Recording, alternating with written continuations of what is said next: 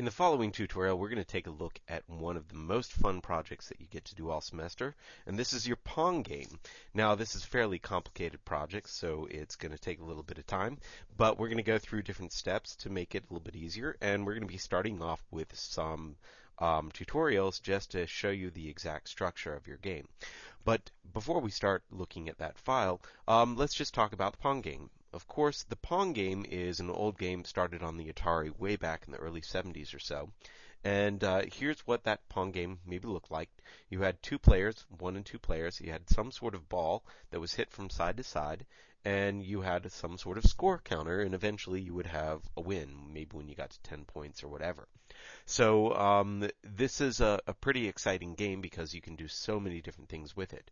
Now, of course, there are different ways to interpret the game. This one is in 3 dimensions here with 2 players.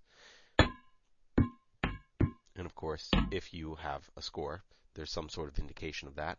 And there are sounds as well. And here's a single player game, and I'll just play the intro to it as well. So it animates at the beginning, then it goes to the game itself, and then you can play it. And so this one also has sound effects. And here, if we can listen to those.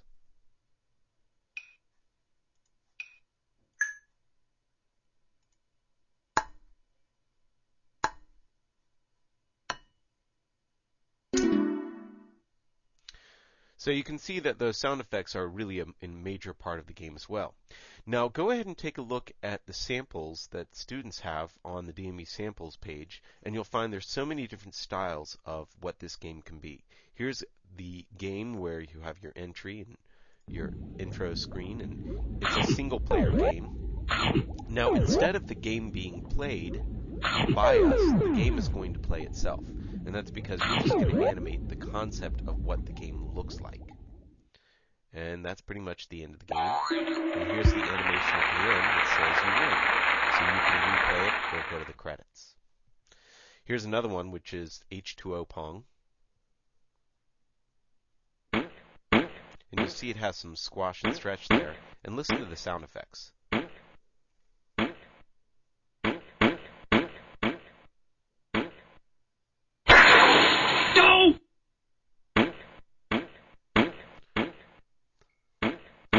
So that's a lot of fun.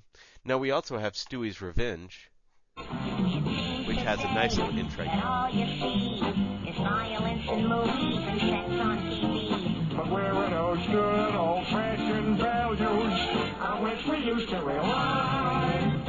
Lucky there's a family guy. Lucky there's a man who's positive and do all the things you may know. Laugh and cry. These are family.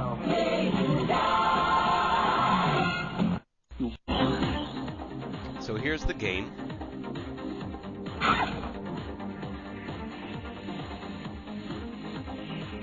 Why don't you burn in hell? How dare you? Damn you, vile woman!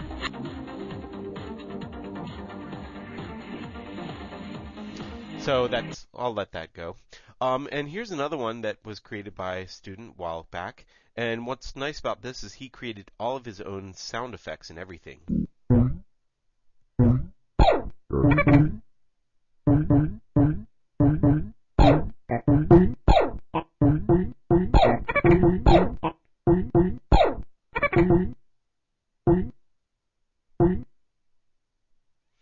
So that's the end of the game, and that's what you're going to be doing, is creating a concept for the Pong game using any sort of kind of concept that you like. And there's so many different ways to interpret this game, either as a dual player game or a single player game.